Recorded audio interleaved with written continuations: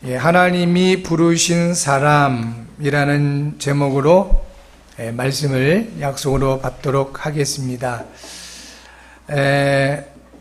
하나님은 지역에서 사람을 부르시고 언약을 주십니다. 그리고 그 언약을 이루시면서 하나님의 뜻을 이루십니다. 그래서 성경에는 다양한 지역의 이름들이 많이 나옵니다. 그리고 사람들의 이름이 많이 성경에 기록되어 있습니다.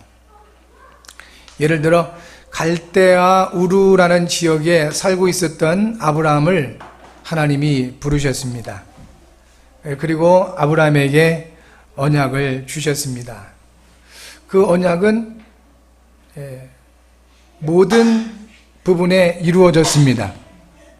그리고 호렙산이라는 곳에서 하나님께서 모세라는 사람을 부르셨습니다.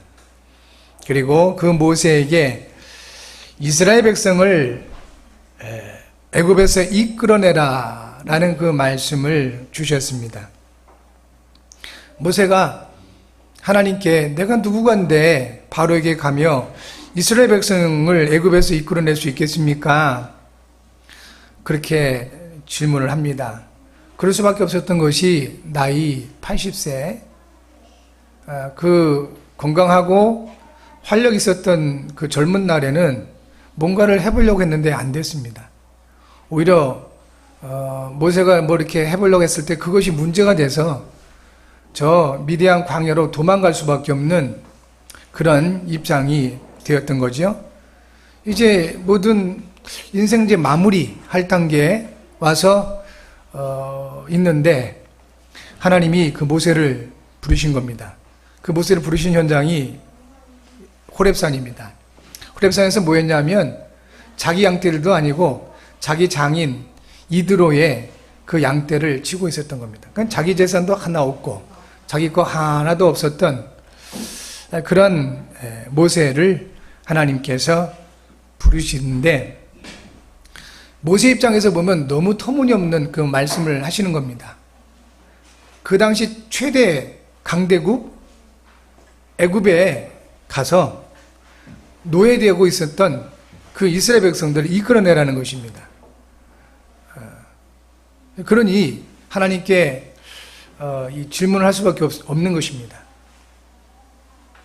그때 하나님께서 모세에게 하신 말씀이 출애굽기 3장 12절 말씀입니다. 뭐라고 말씀을 하셨냐면 내가 반드시 너와 함께 있으리라. 네가 그 백성을 애굽에서 인도하여 낸 후에 너희가 이 산에서 하나님을 섬기리니 이것이 내가 너를 보낸 증거니라 하셨습니다. 하나님께서 모세에게 하신 말씀대로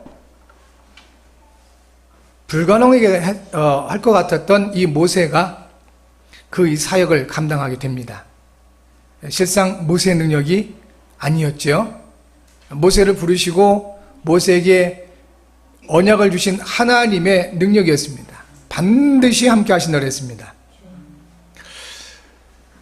이 시대에도 우리 하나님께서 부르신 구원받은 여러분들에게 하나님이 주시는 최고의 그 약속, 가장 중요한 언약이 있다면 이것입니다. 반드시 내가 너와 함께하리라. 믿어지는 은혜가 있기 바랍니다. 모세처럼 내가 누군데 이 일을 할 수 있겠습니까? 나는 안 돼요. 내 입장이 못합니다. 내 환경을 보십시오. 안 됩니다. 라고 말할 수밖에 없는 우리들이겠지만 그러한 우리들에게도 동일하게 말씀하시는 겁니다. 네 능력이 아니다. 네 힘으로 되는 것이 아니다. 내가 반드시 너와 함께하리라. 그리고 그 증거를 주셨습니다. 모세에게 약속하신 증거는 한 가지입니다. 네가 이 백성을 애굽에서 이끌어내어 이 산에서 너희가 하나님을 섬길 것이다. 이것이 내가 너를 보낸 증거니라. 오늘 저 여러분들은 하나님께 예배하고 있습니다. 이 예배가 하나님께서 우리를 부르신 증거요, 하나님께서 우리와 함께 하시는 증거이고, 이제 장차 여러분과 함께 하나님을 예배할 많은 사람들이 여러분 곁에 있게 될 것입니다. 그것이 하나님이 여러분들을 여러분의 가정과 가문의 지역 현장에 보내신 증거라고 하셨습니다. 단순히 교회 부흥을 위해서 혹은 어떤 우리의 세를 과시하기 위해서 우리는 이렇게 많이 모여 그런 것들을 과시하기 위함이 아니고, 한 영혼을 향한 하나님이 보실 때 절대 필요하고 당연히 가져야 될 내용이 있는 것입니다. 그것이 바로 하나님의 생명인 것입니다. 이 생명을 전해주라는 것입니다. 그리고 그 하나님의 생명을 받은 사람들은 당연히 안에서부터 나오는 소망이 생깁니다. 그게 뭐냐면 하나님을 섬기는 것입니다. 하나님을 경배하는 것입니다. 그것을 예배라고 합니다.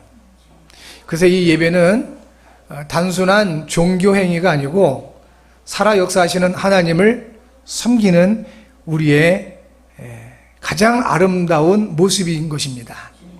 여러분, 오늘 예배하는 여러분들은 이 시간이 하나님을 섬기는 시간인 것입니다.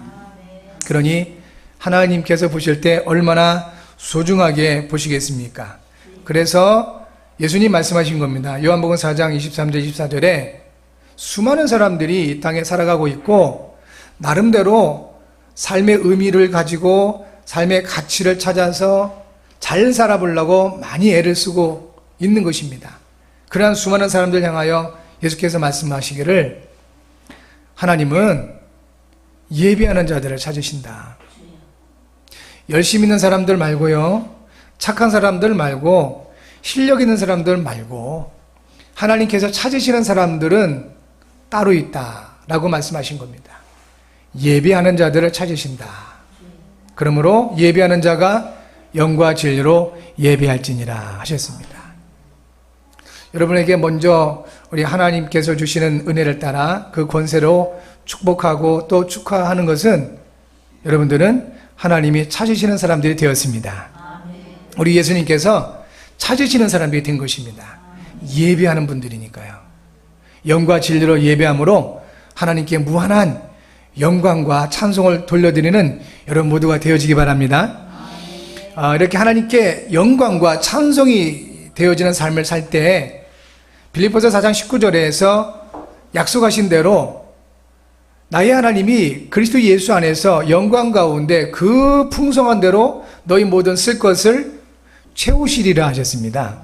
쓸 것을 채우시는 하나님, 모든 것을 미리 준비하셔서 풍성하게 채우시는 하나님을 체험하게 될 것이다 하는 겁니다. 여호와 이레입니다. 하나님께서 준비하셨다. 이러한 그 하나님의 은혜가, 하나님의 응답하심이 여러분의 모든 삶의 현장에 풍성하게 나타나게 될 줄 믿습니다. 이렇게 하나님께서 지역마다 사람을 부르시고 말씀을 주셨는데 그 말씀은 반드시 성취되었습니다. 저 갈릴리라는 곳에서 물고기를 잡아 팔면서 살아가던 베드로라는 사람이 있었습니다. 그 형제가 안드레입니다. 그 동생이죠, 안드레. 아버지와 함께 이렇게 물고기를 잡아서 그 물고기를 팔고 그렇게 살아가고 있었습니다.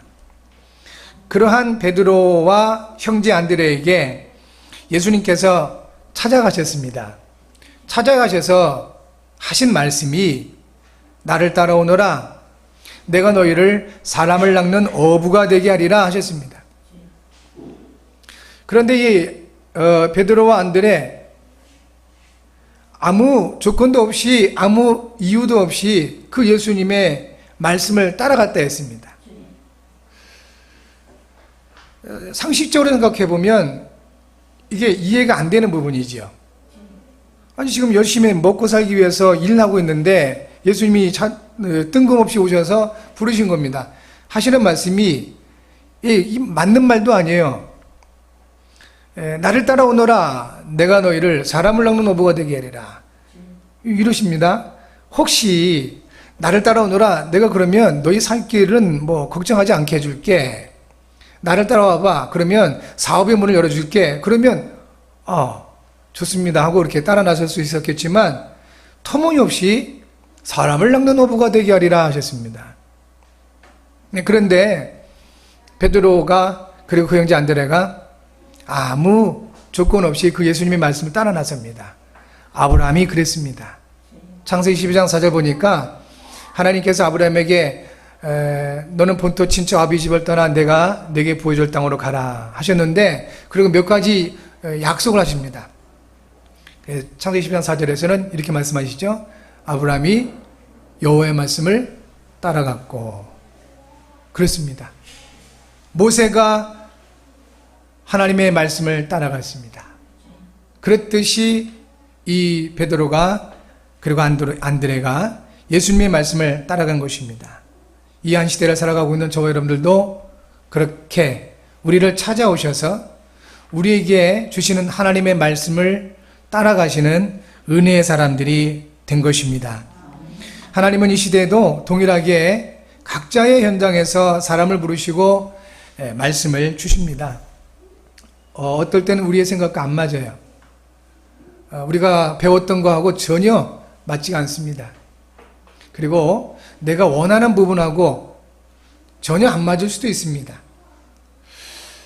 그런데 그것 때문에 예수님을 따라가지 못하는 많은 사람들이 있는 반면에 우리들은요, 웬일인지 내 소망과 나의 상식과 내가 가지고 있는 지식과는 맞지 않는데 왠지 그 말씀을 따라가야만 될 것 같은 그런 마음과 그런 중심이 들어서 오늘 저와 여러분들은 이 자리에 있게 된 것입니다. 맞지요? 그렇습니다. 예수님이 그리스도시고 모든 문제 해결자다. 이게 성경을 통해서 우리에게 주시는 언약인데 우리는 그게 믿어져요. 그리고 그 복음의 말씀이 너무너무 좋아요. 그런데요, 이 복음의 말씀을 현장에 전달해 보면 너무나 많은 사람들이 그 무슨 당치 않는 말이냐고 그래요. 분명히 더 좋은 방법도 있고 더 확실한 근거도 있고 증거도 있는데 글쎄 왜 예수가 그리스도시냐, 그게 뭐 그렇게 중요하냐라고 많은 사람들이 반문하고 그 말씀을 받아들이지 않는 현실인 것입니다. 그런데 우리에게는 이와 같이 그 하나님께서 주신 말씀이 믿어지고 그 하나님의 말씀을 따라가게 된 것입니다. 이것을 가리켜서 성경은 하나님의 은혜라고 말합니다. 우리는 은혜 받은 사람들이고요, 앞으로도 우리는 하나님의 은혜가 필요한 사람들인 것입니다. 하나님의 은혜가 아니면 안 되게 되어 있습니다. 하나님께서 저와 여러분들을 그 각자의 다른 현장에서 아브라함을 부르셨듯이, 모세를 부르셨듯이, 베드로를 부르셨듯이, 심지어는 이 복음을 철저히 대적하고 있었던 바울을 부르셨듯이 왜 시대에 우리를 부르셨을까요? 많은 일들을 시키기 위함이 아닙니다. 우리에게 언약을 주시고 그 언약을 이루시기 위함인 것입니다. 하나님의 언약이 우리에게 주어지고 하나님의 언약이 우리를 통하여 이루어질 때, 그때 도저히 우리가 이해할 수 없는, 그리고 예상하지 못했던 하나님의 은혜 역사가 나타나게 되는 것입니다. 사랑하는 성도 여러분, 오늘 이 시간도, 그리고 여러분 평생에 뭔가 능력 있고 실력 있고 뭔가 나타내 보여주는 그런 삶이 아닌 하나님의 은혜를 받고 하나님의 은혜를 누리시는 여러분의 삶이 되어지기를 진심으로 주의 이름으로 축복합니다. 특별히 추석 명절을 맞이하면 아직은 그래도 가족들이 이날만큼은 함께 모여서 서로 이렇게 음식도 나누고 교제도 하고 그렇게 될 것입니다. 1년 내내 만나지 못했던, 1년에 한두 번 만날까 말까 하는 그러한 형제, 또 가족들, 친척들 만났을 때 서로 이렇게 정말 그 사랑을 나누고 그동안의 그 궁금했던 부분들을 서로 나누고 그러면 얼마나 좋겠습니까만은 간혹 보이지 않는 어떤 경쟁, 서로의 자랑, 비교 이런 것들이 있을 수가 있습니다. 복음을 누리지 못할수록 그럴 수밖에 없지요. 나는 그동안에 이렇게 살았어. 내가 하는 일이 이렇게 잘 됐어. 근데 너희는 뭐냐? 뭐 이런 부분들. 보이지 않는 그런 어떤 아픔과 상처가 있을 수 있습니다.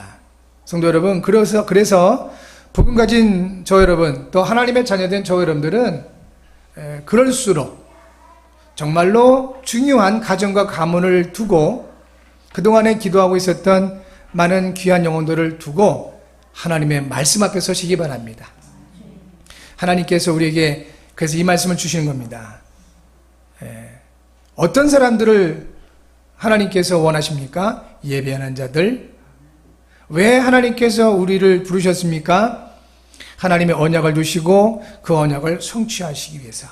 그래서 많은 가족들과의 교제도 또 이렇게 만남도 있을 수 있겠지만 여러분들은 특별히 한 주간 더 특별히 하나님의 언약 속에 머무시는 귀한 은혜의 사람들이 되어지기 바랍니다. 그래서 여러분들에게 많은 사람들이 이런 말 저런 말 한다 할지라도 그것이 모두가 여러분들에게는 하나님의 그 은혜와 그리고 그 사랑의 그 발판이 되기 바라고 그리고 이 모든 것들을 나누시는 그런 통로가 되어지기를 진심으로 주의 이름으로 축복합니다. 그리스도의 그 십자가 여기서 완성하신 예수님의 그 사역, 그 은혜 그리고 우리에게 주신 언약 이것을 놓치지 않으면 되겠죠. 다 이루었다 하셨습니다. 우리가 볼 때는 뭔가 불편하고 뭔가 부족하고 여전히 뭔가 나약한 것 같지만 예수님께서는 선언하시기를 내가 다 이루었다 하셨습니다. 그렇다면 예수께서 하신 말씀이 거짓이 아니고 헛된 말씀이 아닌 것이 분명하다면 우리는 그 예수 그리스도 그분만으로 충분할 수 있습니다. 예수 그리스도 그분만은 완전하십니다. 예수 그리스도 그분만은 정말로 능력이 있으신 그리고 모든 것이 되어지는 분인 것입니다. 우리는 그것만 놓치지 않으면 되겠습니다. 예수 그분은 그리스도가 되셔서 나와 반드시 항상 함께 하신다는 사실을 누리시기를 바랍니다. 이것을 놓치도록 계속 방해하는 것이 바로 사단의 전략입니다. 절대로 이 눈에 보이지 않는 악한 영, 마귀, 사탄, 그 졸개 귀신들은 저와 여러분들을 두려워하지 않습니다. 우리가 아무리 이렇게 힘있고 또 많은 지식을 가지고 있고 실력을 쌓아도 절대로 그런 부분들을 이 사단은 두려워하지 않습니다. 한 가지를 두려워합니다. 단 한 가지를 이 마귀는 두려워하는데 바로 그리스도를 두려워합니다. 그런데 그 그리스도께서 저와 여러분과 함께 하십니다. 그래서 구원받은 하나님의 자녀들을 멸망시키지 못하는 거예요. 마귀가 아무리 능력이 있어도 우리를 무너뜨리지 못하는 것입니다.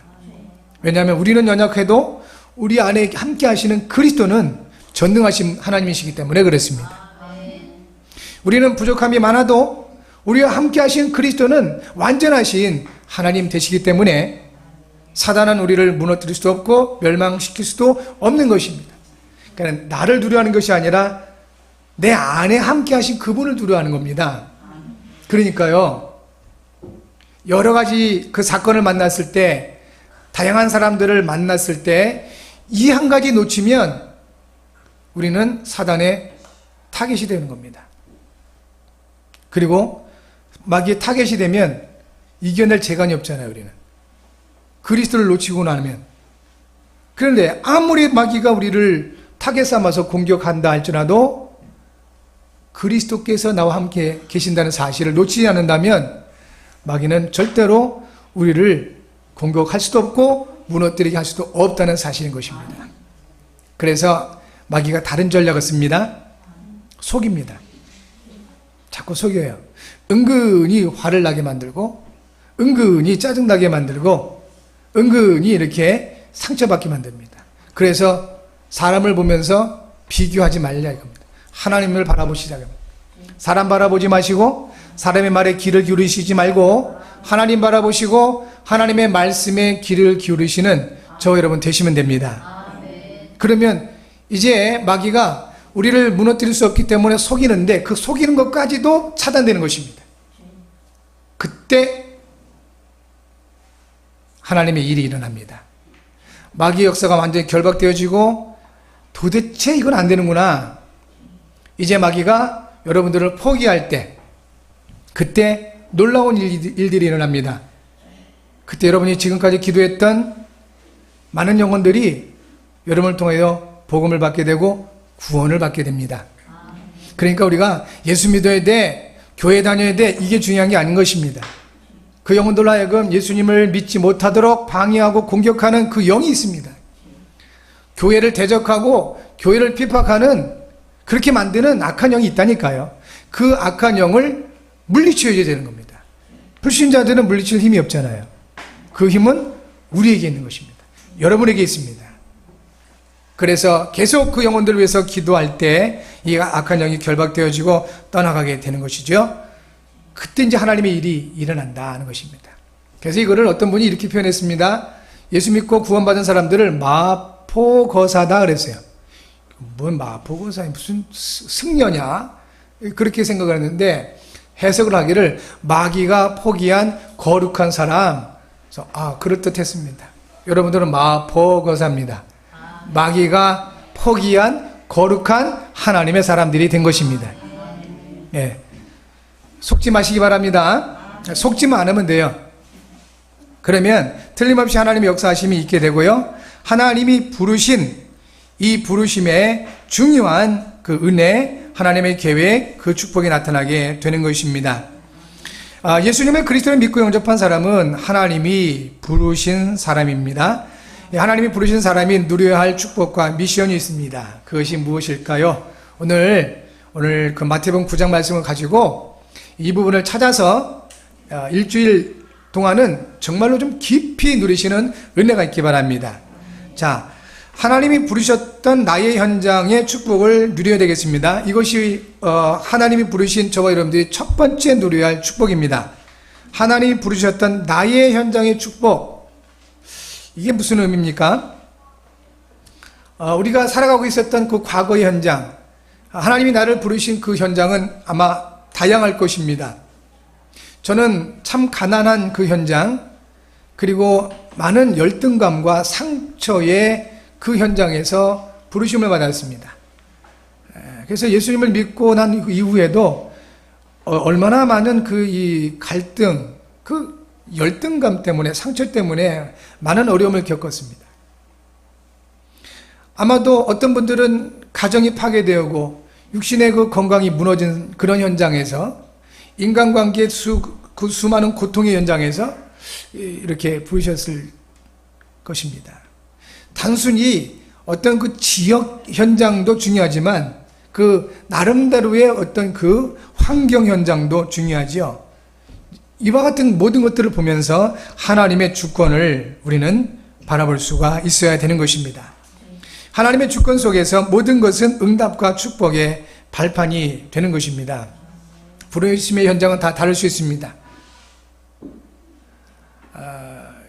그러나 그 모든 것들이 성경을 들여다보면 하나님의 주권이에요.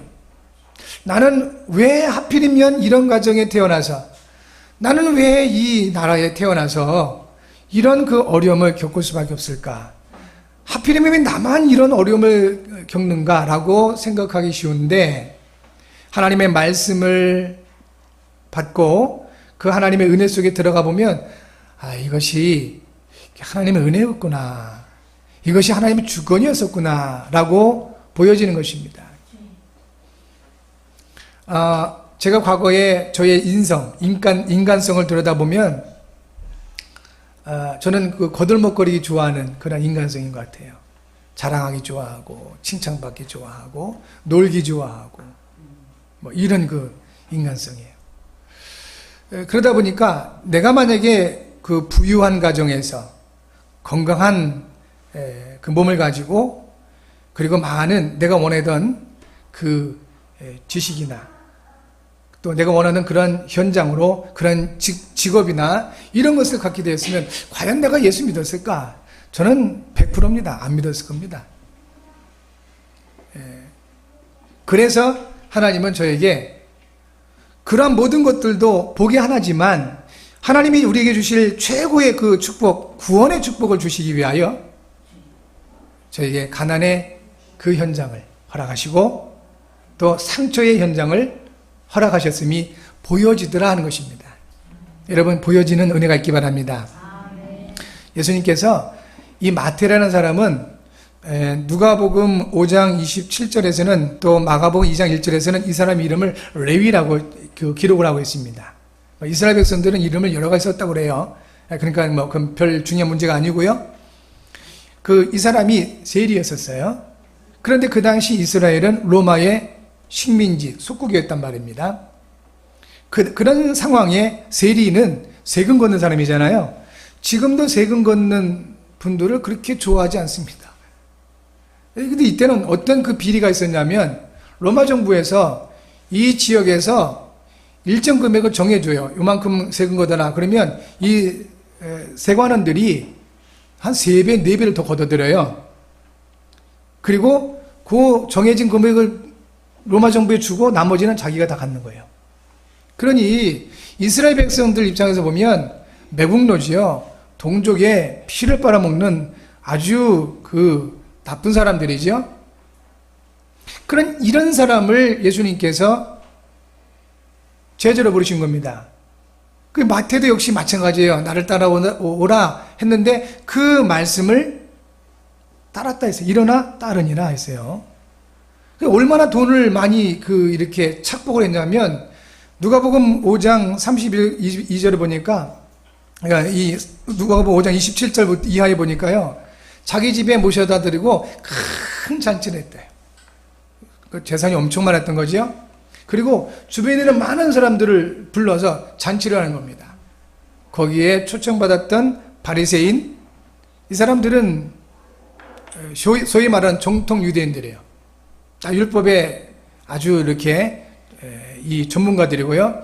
그래서 철저하게 하나님 말씀인 율법을 지키면서 그렇게 하나님을 섬긴다는 그런 사람들이 제자들을 불러서 슬쩍 얘기하는 겁니다. 야, 너희 선생은 뭐 때문에 그 죄인들하고 이렇게 잡수시느냐? 이러는 거예요. 그 말씀을 들으시고 예수님께서 하신 말씀입니다. 내가 의인을 부르러 온 것이 아니요 죄인을 불러 회개시키러 왔노라 했습니다. 마태복음에서는 단순하게 죄인을 부르러 왔노라 이렇게 말씀하시는데 누가복음에서는 아주 한 구절만 이렇게 나옵니다. 죄인을 불러 회개시키러 왔노라 하셨습니다. 이게 예수님께서 죄인들과 가까이 하셨던, 그 당시 소외받고 버림받았던 사람들과 가까이 하셨던 이유였던 것입니다. 저는 보통 건강한 편입니다. 그래서 병원을 잘 안 가요. 웬만하면 이렇게 참아요. 그러다가 이거 이러다가 죽겠다 싶으면 이제 겨우 병원에 가요. 번번이 깨닫습니다. 병원에 가면 그 의사 선생님이 대부분 하는 말이 이래요. 왜 이렇게 병을 키워서 오셨습니까? 이래요. 뭐 그러고 싶어서 왔나? 오기 싫은걸. 병원 자체가 오기 싫은걸. 그러면서 깨닫기를 이게 많은 사람들이 이렇겠다 싶은 겁니다. 예수님 말씀하셨습니다. 내가 의인을 부르러 온 것이 아니요 죄인을 불러 회개시키러 왔다 그랬어요. 많은 분들이 나는 의인이야 그러거든요. 나는 착한 사람이야.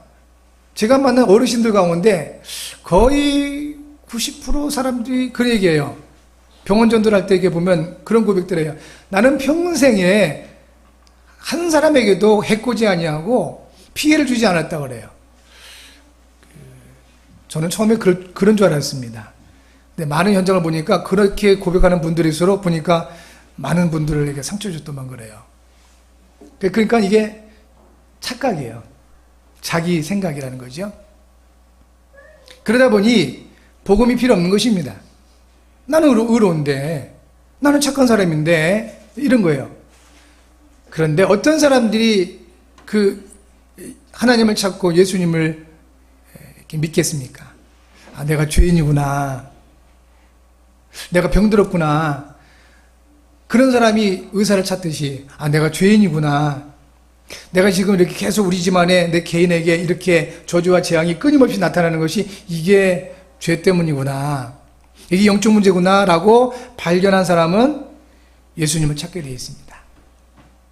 그 말씀이 있는 것입니다. 그래서 우리가 그 복음을 전할 때, 전도할 때 아무에게나 마구잡이로 이렇게 하는 게 아니라는 겁니다. 나는 의롭습니다라고 그 자기의가 충만한 사람에게 아무리 복음을 설명해도 안 들어가요. 받아들이지도 않습니다.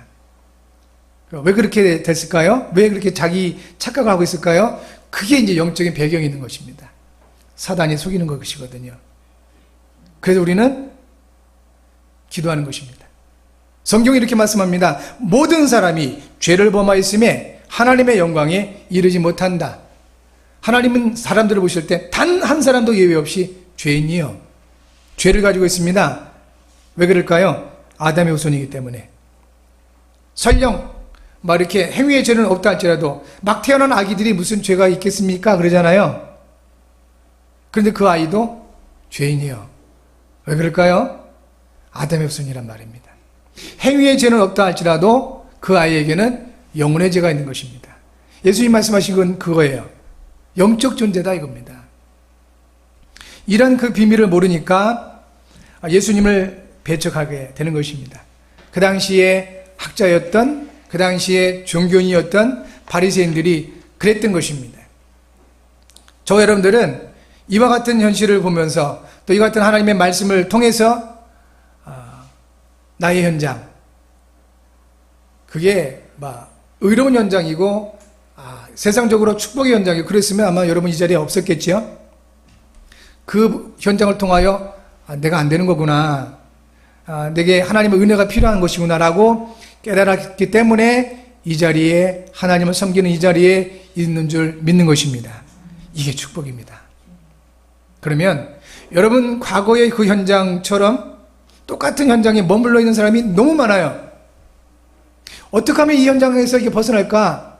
몸부림치는 사람이 많다는 것입니다.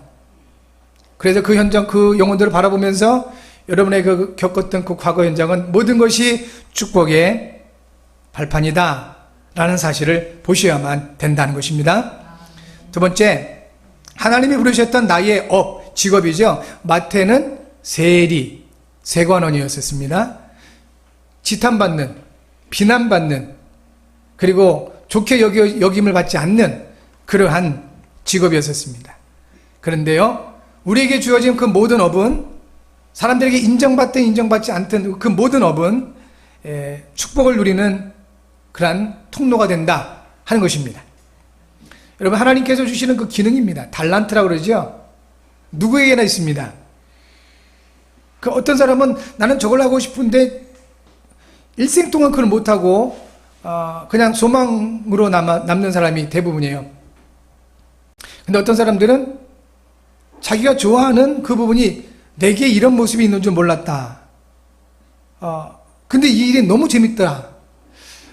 그런 사람이 있습니다. 그 사람은 옆에서 볼 때, 야, 저 사람 고생한다 하는데 본인은 그렇지 않죠. 늘 기쁨과 감사함으로. 대기업에 그 입사해서 회사 생활을 아주 잘 하고 주변 사람들이, 야, 당신 아들 진짜 출세했네. 그렇게 어려운 굴지의 대기업에 들어가서 그것도 이렇게 잘 적응하고 잘 나가고 대단하네. 그런데 이 친구가 어느 날 보니까요, 퇴사를 했어요. 그리고 저도 깜짝 놀랐습니다. 대학을 다시 들어가가지고 철학을 공부하더랍니다. 그래서 미쳤나 그랬어요. 아니 그 나이에 무슨 철학을. 근데 이 아이가요, 그 부분에 너무 재밌다는 겁니다. 이해가 안 되시죠? 저도 이해가 안 돼요. 철학을 공부하는 게 그렇게 재밌어? 남들이 다 부러워하는 그 직업을 포기하고 그거를 내팽개치고 이렇게. 근데 이 친구가 뭐 복음 있는 친구도 아닌데 그러더란 겁니다. 근데 가끔 만나면 걱정되잖아요. 저거 언제 그만둘까 싶어서. 그건 너무 재밌다는 겁니다. 그런 것이죠. 예수님을 알든 모르든 하나님이 주신 달란트가 있습니다. 여러분에게도 있습니다. 이것을 찾아낸 사람은 예수를 안 믿어도 정말로 삶을 그렇게 흥미진진하게 살아갈 수가 있습니다. 네, 더군다나 그리스도 안에 있는 저와 여러분들이 이거를 못 찾아내면 안 되겠죠.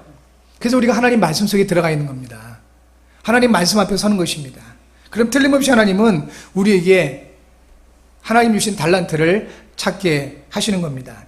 어린 나이에 들판에서 양을 치던 이 다윗에게 하나님께서 하신 일입니다. 그의 종 다윗을 택하시되 양의 우리에서 주하시며 전양을 지키는 중에서 그들을 이끌어내사 그의 백성인 야곱 그의 소유인 이스라엘을 기르게 하셨더니 이에 그가 그들을 자기 마음의 완전함으로 기르고 그의 손에 능숙함으로 그들을 지도하였도다 했습니다. 다윗이 어린 나이에 그 당시 대부분이 뭐 이렇게 목축업을 했으니까요. 대부분의 아이들이 몰래 놀러 다니고 막 이랬던 그 상황에 다윗은 찬양하면서 기도하고 하나님 말씀을 묵상하면서 그 양들을 지켜내기 위해서 돌 던지는 그 연습을 한 거예요. 틈틈이 한 것입니다. 그런데 거기에 하나님이 역사하신 겁니다. 왜 그 다윗이 그렇게 하게 될 수밖에 없었을까? 장차 이스라엘 백성들을 다스릴 왕이 될 사람이었습니다.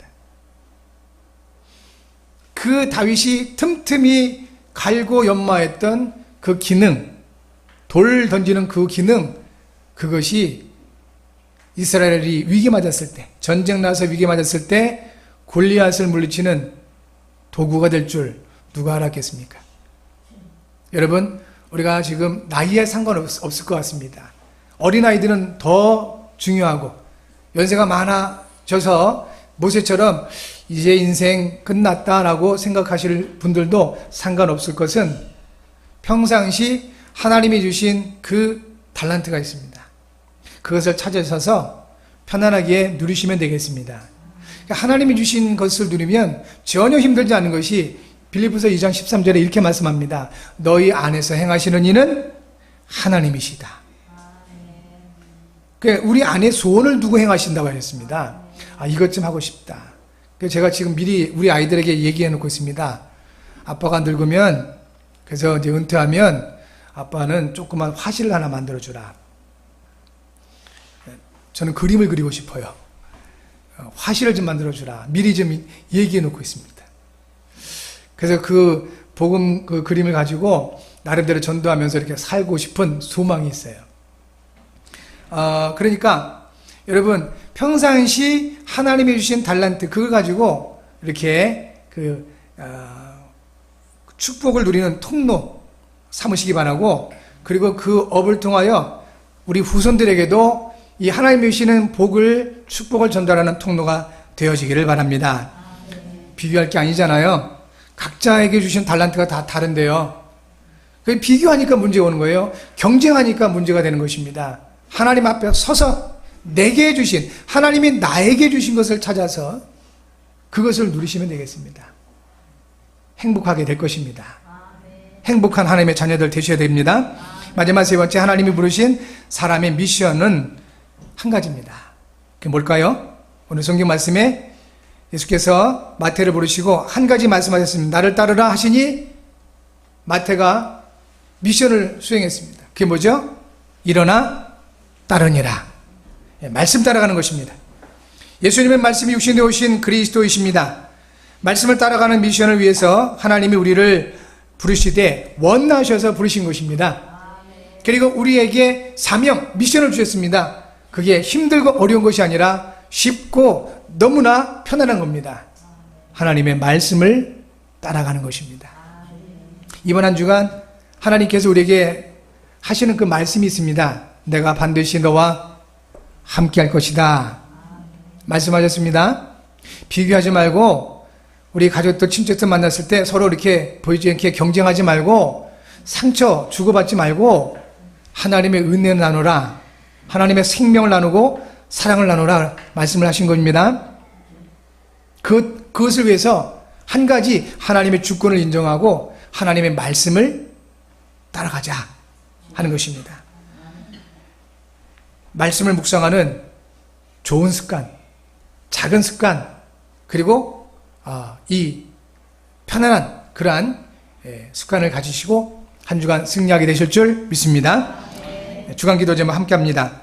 하나님 아버지, 그리스도 안에서 하나님의 말씀을 따라갈 수 있도록 성령의 충만함을 주셔서 그리스도이신 예수님의 이름으로 기도합니다. 아멘.